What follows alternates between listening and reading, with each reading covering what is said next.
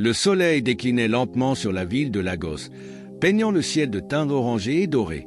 Dans un quartier animé, au milieu du brouhaha des klaxons et des vendeurs ambulants, un jeune garçon du nom d'Abiola se frayait un chemin entre les voitures.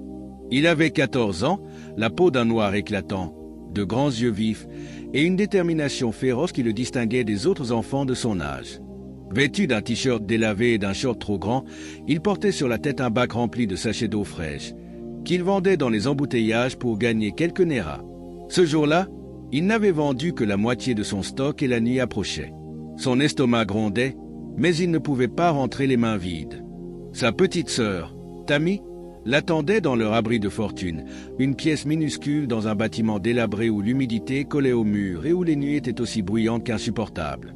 Alors qu'il traversait la grande avenue menant au quartier Zuppé, Abiola remarqua un attroupement devant l'entrée du luxueux hôtel Éco-Impérial. Des voitures de luxe aux vitres teintées s'alignaient devant le bâtiment, déposant des hommes en costume sur mesure et des femmes vêtues de robes scintillantes. L'événement était clairement réservé à une élite intouchable, bien loin du monde d'Abiola. Curieux, il s'approche et vit l'affiche accrochée à l'entrée. Gala annuel de la Fondation MAC pour l'éducation des enfants défavorisés. Un gala de charité pour aider des enfants comme lui. L'ironie le fit sourire.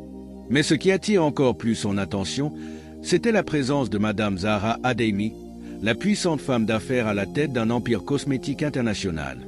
Zahra était connue pour sa richesse extravagante et son implication dans les œuvres de bienfaisance.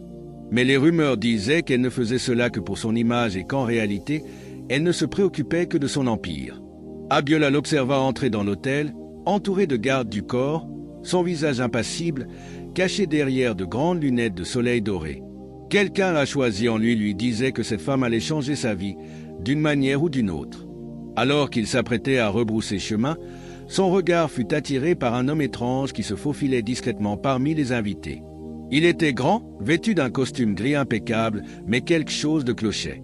L'homme avait une posture méfiante et évitait soigneusement les regards. Lorsqu'il passa devant Abiola, ce dernier remarque un détail troublant. Il tenait dans sa main une petite fiole translucide contenant un liquide bleuâtre. L'adrénaline monte instantanément en Abiola. Il savait ce qu'il venait de voir. Cet homme n'était pas un simple invité. Il cherchait à empoisonner quelqu'un. Son regard se pose à nouveau sur Zahra Adeyemi, qui était désormais assise dans le grand jardin, un verre de vin blanc posé devant elle. L'homme s'approche de sa table. Abiola sentit son cœur s'emballer. Lorsqu'il vit l'homme glisser discrètement la fiole au-dessus du verre, il sut qu'il n'avait pas le choix. Sans réfléchir, il lâcha son bac de sachets d'eau, fonça à travers la foule et cria d'une voix forte. « Ne buvez pas ça !» Un silence glacé tomba sur l'assemblée. Tous les regards se tournèrent vers lui. Zahra, la main sur le verre, s'arrête net, interloqué. L'homme en costume gris eut un sursaut et se retourna précipitamment, son regard croisant celui d'Abiola. Un mélange de colère et de panique traversa ses yeux. La suite allait être explosive. Un silence de plomb s'abattit sur le jardin luxueux. Les invités, leur coupe de champagne suspendue à mi-chemin, fixaient Abiola, ce jeune garçon en haillons, tremblant d'urgence et d'adrénaline. Zahra Adeyemi, la femme d'affaires milliardaire, a toujours tenu son verre, figé. Ses yeux perçants se posèrent sur l'enfant essoufflé qui venait de crier. Puis, d'une voix froide et tranchante, elle demanda « Qui a laissé entrer ce gamin ?» Le regard d'Abiola vacilla. Ce n'était pas la réaction qu'il espérait. Les agents de sécurité s'avancèrent immédiatement vers lui, leurs expressions pleines de mépris. Aux yeux de tous ses invités, il n'était qu'un intrus, un mendiant venu semer le trouble dans leur monde parfait. Mais Abiola ne pouvait pas se taire. « Madame, ne buvez pas ce verre, » implorait-il. « J'ai vu cet homme y mettre quelque chose. » D'un geste fébrile, il pointe du doigt l'homme en costume gris, celui qui avait glissé la fiole dans le vin. L'homme sursauta, se figea une fraction de seconde, puis tenta de disparaître discrètement parmi les invités. Mais Abiola n'était pas dupe. Il lance. C'est lui. Il essaie de s'enfuir. Un frisson parcourut l'assemblée. Plusieurs personnes tournèrent la tête en direction de l'homme. L'atmosphère venait de basculer. Zahra dépose lentement son verre sur la table, puis leva une main. « Attrapez cet homme !» ordonna-t-elle à ses gardes du corps. Leur réaction fut immédiate. Deux colosses en costume noir s'élancèrent dans la foule, bousculant les invités sous les protestations indignées. Mais l'homme en costume gris était rapide et rusé. Il esquiva les serveurs, passe derrière un buffet et se précipita vers l'une des sorties du jardin. Abiola, le souffle court, sentit son cœur tambouriner dans sa poitrine. Il ne pouvait pas laisser cet homme s'en tirer. Sans réfléchir, il se lance à sa poursuite. Ses pieds nus glissèrent sur l'herbe fraîche du jardin tandis qu'il se faufilait entre les tables dressées avec élégance. L'homme était à quelques mètres seulement de la sortie lorsqu'il aperçut un petit portail latéral, son échappatoire. Mais Abiola était plus rapide qu'il n'en avait l'air. Dans un dernier élan, il bondit et attrapa le bas du pantalon du fugitif, le faisant trébucher. L'homme s'effondra de tout son poids dans un bruit sourd. Avant qu'il ne puisse se relever, les gardes du corps l'avaient déjà encerclé. « Ne bougez plus !» bronda l'un d'eux, le plaquant violemment au sol. Pendant ce temps, un chimiste de l'équipe de Zara, alerté par la situation, s'approche de la table avec une petite mallette de test.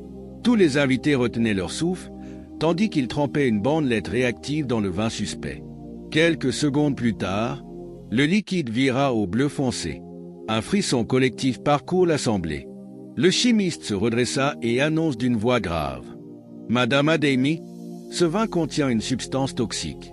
S'il avait été bu, il aurait pu être fatal. » Un murmure agité se propageait parmi les invités. Certains semblaient horrifiés, d'autres chuchotaient avec suspicion. Zara, pourtant si sûre d'elle d'habitude, reste un instant immobile. Puis elle leva les yeux vers Abiola. Ce gamin des rues lui avait sauvé la vie. L'enfant invisible devient un héros. Les invités commencent à regarder Abiola différemment. Ce n'était plus un simple vagabond. C'était celui qui avait empêché un meurtre. Mais alors qu'il se tenait là, son souffle court, il ne ressentit aucune fierté. Car il savait que l'homme en costume gris n'était qu'un pion. Quelqu'un d'autre avait donné l'ordre d'empoisonner Zara Adeyemi. Et Abiola comptait bien découvrir qui. La nuit était tombée sur Lagos, mais le jardin du luxueux hôtel Éco-Impérial vibrait encore sous la tension. L'homme en costume gris, maintenant menotté, était maintenu au sol par 2 agents de sécurité. Son regard froid et impénétrable fixait Zara Adeyemi, le milliardaire qui venait d'échapper à une tentative d'empoisonnement. Au milieu de tout ce chaos, Abiola, le jeune garçon des rues, se tenait immobile mais alerté. Il avait sauvé une vie ce soir. Mais quelque chose clochait encore. Les policiers arrivent rapidement, les gyrophares illuminant la façade de l'hôtel en une alternance de bleu et de rouge. L'un des officiers, un homme au visage sévère nommé inspecteur Onwudiu, s'approche de Zara et de l'homme capturé. « Quelqu'un peut-il m'expliquer ce qui s'est passé ici ?» exigea-t-il d'une tonne grave. Zara, toujours impassible, croisa les bras et désigna Abiola d'un mouvement de tête. « Demandez à ce garçon. C'est lui qui a tout vu. » Toutes les salutations convergent vers Abiola. Il sentit son estomac se nouer, mais il savait qu'il n'avait pas le droit de reculer. « J'ai vu cet homme glisser une fiole dans votre verre, expliqua-t-il en pointant le suspect. Il a essayé de fuir quand j'ai crié. » L'inspecteur Onwudiu hocha la tête, l'air pensif, puis tourna son regard vers le prisonnier. « Qui êtes-vous » exigea-t-il. L'homme en costume gris ne répond pas.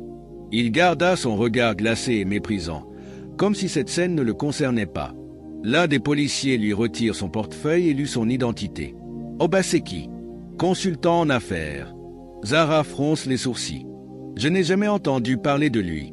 Abiola savait qu'il mentait. Ce n'était pas un simple consultant. C'était un assassin. Pendant ce temps, un téléphone vibra dans la poche du suspect. L'un des policiers le récupéra et regarda l'écran. Un message venait d'arriver. Trop carême. Nous avons d'autres plans. Le sang d'Abiola se glace. Il ne s'agissait pas d'une seule attaque. Quelqu'un d'autre préparait encore quelque chose. Au même instant, un cri s'élève du fond du jardin. Un serveur venait de s'effondrer au sol, le visage croustillant de douleur. Les invités se mirent à paniquer, certains cherchant à fuir, d'autres fixant la scène avec horreur. Abiola n'attendit pas l'ordre des adultes. Il se précipita vers l'homme tombé. Il a été empoisonné. Crie quelqu'un. Le serveur tremblait violemment, sa respiration hachée. Ce n'était pas moi, murmura-t-il faiblement.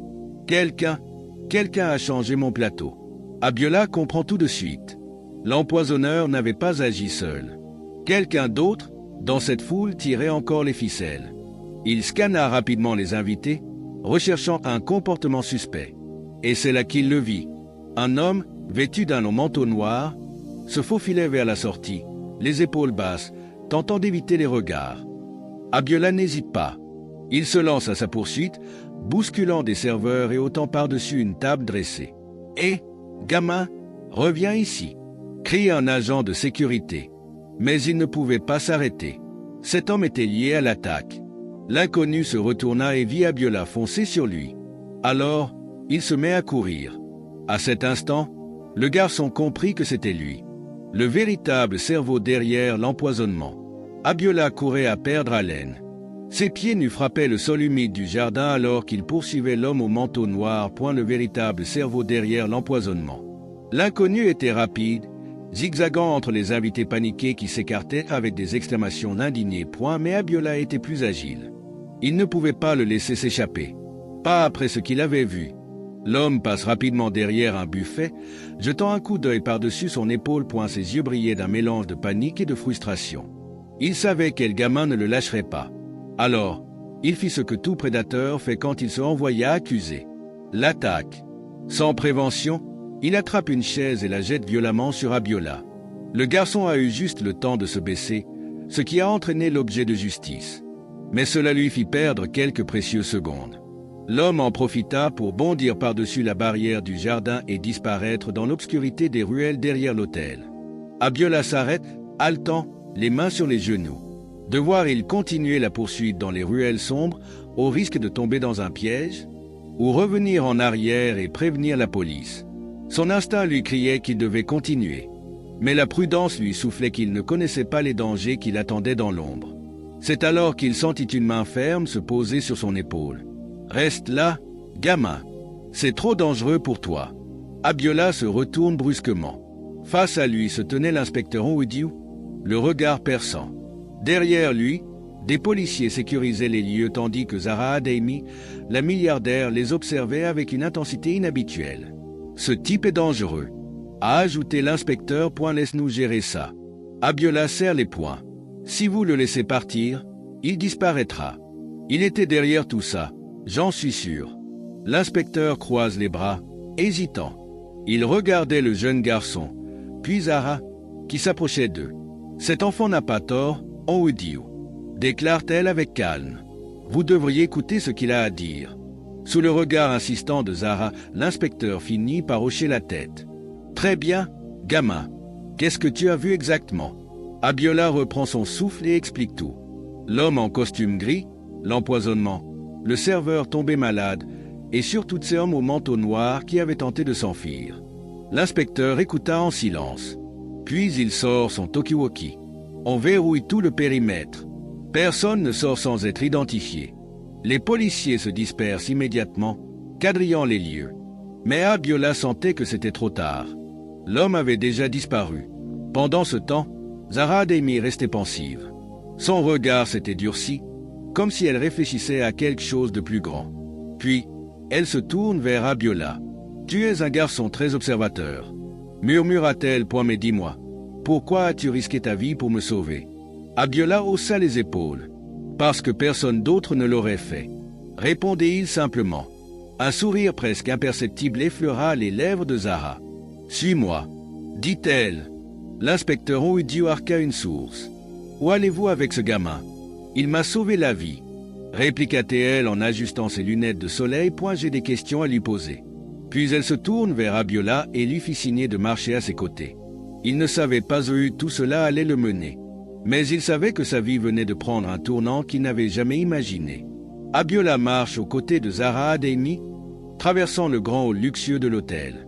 Les invités chuchotaient encore à son passage, certains intrigués, d'autres avec mépris. Ce gamin des rues, pieds nus, venait de sauver la vie de la femme la plus puissante de la soirée.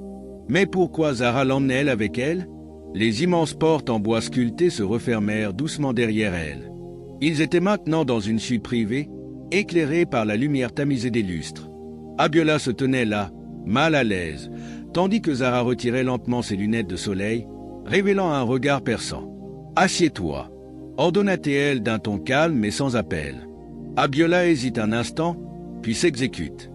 Mais la vérité, elle le fixe intensément. Es-tu prêt à l'entendre? Abiola hocha la tête. Zara soupira légèrement avant de se lever et de marcher vers la grande baille vitrée. Son reflet se découpait dans la lumière de la ville en contrebas. Puis elle parla, d'une voix plus froide que jamais. Femi Omoloa n'est pas un simple homme d'affaires. Elle marque une pause avant d'ajouter. C'est un tueur. Abiola sentit un frisson glacé lui parcourir l'échine. Un tueur? Zara se tourne lentement vers lui. Un homme qui ne recule devant rien pour obtenir ce qu'il veut. Elle s'approche et prend la photo de Femi sur la table. Tu veux savoir pourquoi il a voulu m'empoisonner? Abiola hocha la tête. Zara a posé la photo face à lui et a répondu. Parce que je suis la seule personne qui sait ce qu'il a fait.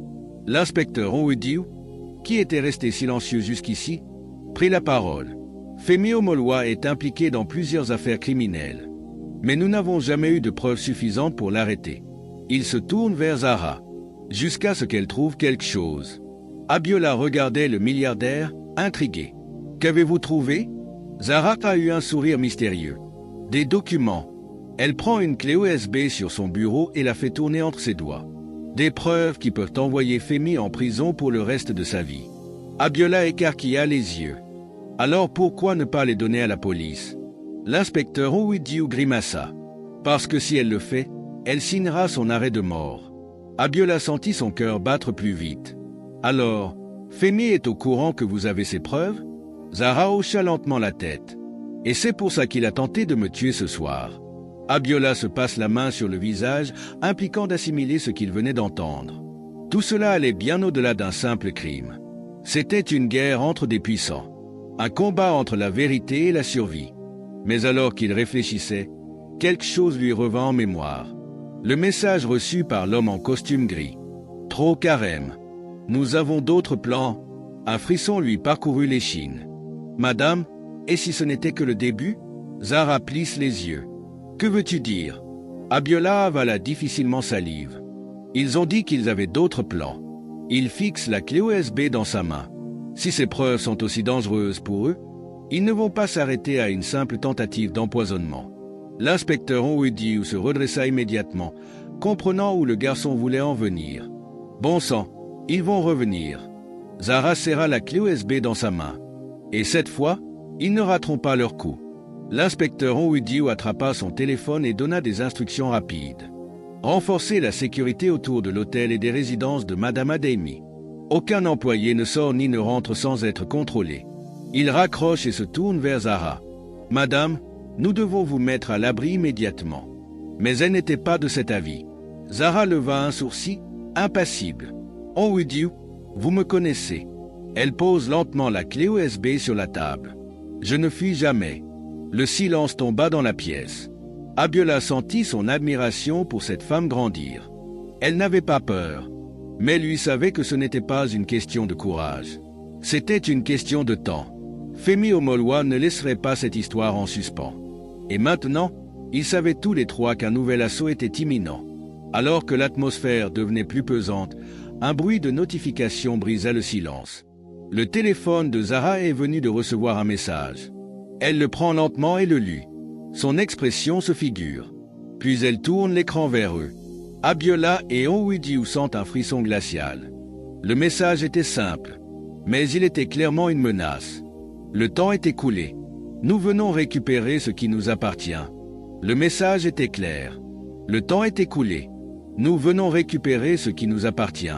Abiola sent une sueur froide couler le long de son dos. L'inspecteur Onwudiu avait un regard sur Zara, qui était restée immobile, le téléphone encore dans la main. « Ils viennent ce soir », murmura-t-elle. Elle pose lentement le portable sur la table, avant de lever les yeux vers l'inspecteur. « Onwudiu, tu dois mettre Abiola à l'abri. »« Non !» protesta immédiatement le garçon. « Je ne vais pas fuir maintenant. » Zara haussa un sourcil, surprise par sa détermination. « Ce n'est pas une question de courage, Abiola. C'est une question de survie. » L'inspecteur pose une main ferme sur son épaule. « Écoute, gamin, ces types ne sont pas plaisants. Ce ne sont pas juste des criminels, ce sont des tueurs entraînés. Si tu restes ici, » il marque une pause, puis touche la tête. « Ils n'hésiteront pas. » Mais Abiola serre les poings. J'ai déjà vu la mort en face, déclare-t-il d'une voix ferme. J'ai vécu dans la rue, j'ai survécu sans rien. Je ne vais pas partir maintenant, pas après tout ça. Zara et Onwudiu échangèrent un regard. Ils savaient qu'ils ne pourraient pas le convaincre de fuir. Alors il fallait se préparer. L'hôtel fut mis en état de siège. Des agents en civil patrouillaient autour du bâtiment, tandis que l'inspecteur plaçait des hommes armés au point stratégique. Zara, elle, préparait ses propres défenses. Dans une petite salle sécurisée, elle ouvre un coffre-fort et en sort un dossier ainsi qu'une autre clé USB. Elle tendit le dossier à Onwudiu. « Si quelque chose m'arrive, publie tout ça. » L'inspecteur la fixe un instant. « Tu es prête à aller jusqu'au bout, hein ?» Elle hocha simplement la tête. « Je n'ai pas d'autre choix. » 23h46. L'atmosphère était lourde, pesante. Abiola était caché derrière un rideau, observant les rues en contrebas. Les lumières de la ville scintillaient, paisibles, jusqu'à ce qu'elles s'éteignent. Coupure générale, cria un des agents de sécurité. Boum! Une explosion frappant la façade de l'hôtel, projetant des éclats de verre partout. Abiola se couvrit les oreilles alors que l'inspecteur attrapait son arme. « Ils sont là !» Zara ne bougea pas, son regard dure fixé sur la porte blindée. Elle les attendait. Des ombres glissèrent dans le hall, rapides, silencieuses. Abiola retenait son soufflet. Puis, un cri résonna. Le combat avait commencé. Les hommes de Femi Omolwa se déployèrent avec une précision chirurgicale. Ils étaient équipés de fusils silencieux, avançant comme des fantômes. Mais Onwudiu et ses hommes étaient prêts. Les premiers coups de feu éclatèrent. Les balles sifflaient dans les couloirs, brisant les vitres, éteignant les lampes une à une. Abiola était terrifié, mais il ne pouvait pas fuir. Il savait que cette nuit déciderait de tout. Zara, elle, restait assise, le regard impassible, comme si elle contrôlait chaque seconde de ce chaos. Puis, la porte s'ouvre brusquement. Femi Omolwa lui-même venait d'entrer. Le silence tomba lorsqu'il s'approche. Abiola sentit son cœur battre à tout rompre. L'homme était grand, imposant, vêtu d'un costume sombre. Mais c'étaient ses yeux qui faisaient peur. Froid, vide, sans pitié. Il s'arrête devant Zara et sourit. « Tu savais que ça finirait ainsi, n'est-ce pas ?» murmura-t-il. Zara ne se lèvera pas. « Je savais que tu finirais par perdre. » Femi éclata de rire. « Perdre ?» Il fit une geste circulaire autour de lui. « Regarde-toi, Adeyemi. Tu es coincé, tes hommes tombent un à un, et moi. » Il sort un pistolet de sa veste et le pose doucement sur la table. « Je suis là. » Un long silence. Puis Femi prit une chaise et s'assit en face de Zara. « Tu as quelque chose qui m'appartient. » Zara croisa les bras. « Tu veux la clé USB ?» Femi sourit. « Je veux tout. » Son regard se posa sur Abiola. Le garçon sentit un frisson le traverser. Et ce garçon, il en sait trop. Il leva doucement son arme, la pointant sur Abiola. Alors il va mourir. Tout se passa en une fraction de seconde. Un coup de feu résonna. Mais ce n'était pas celui de Femi. C'était celui de Zara. Elle avait tiré la première. La balle frappa Femi Omolwa en pleine poitrine. L'homme recula, abasourdi, puis tomba brutalement en arrière. Le silence s'installa, puis les cris, les coups de feu, et finalement, le calme. Les forces de l'inspecteur avaient pris le dessus. Le dernier homme de Femi déposa son arme et se rendit. C'était terminé. Le soleil se leva sur la ville. L'affaire Femi Omolwa fit la une des journaux. Les preuves rassemblées par Zara furent transmises aux autorités, révélant un réseau criminel tentaculaire. Mais au-delà du scandale, une chose changea. Le regard que Zara portait sur Abiola. Ce gamin des rues n'était plus seulement un témoin. Il était devenu un symbole de vérité, de courage et d'une justice qu'on pensait impossible. Quelques jours plus tard, Zara retrouva Abiola dans un bureau privé. « Alors, gamin, que vas-tu faire maintenant ?» Abiola haussa les épaules. « Je ne sais pas, mais je veux faire quelque chose qui compte. » Zara sourit et lui tendit un dossier. « Alors viens travailler pour moi. » Abiola ouvrit grand les yeux. « Quoi ?» Elle croisa les bras. « Tu as l'instinct, l'intelligence, et tu n'as pas peur de la vérité. » Elle posa un stylo sur la table. « Considère ça comme un début. » Abiola observa le stylo. Puis il le prit. « Un sourire se dessina sur ses lèvres. Il savait que c'était un nouveau départ. Et cette fois, c'était lui qui écrivait son histoire.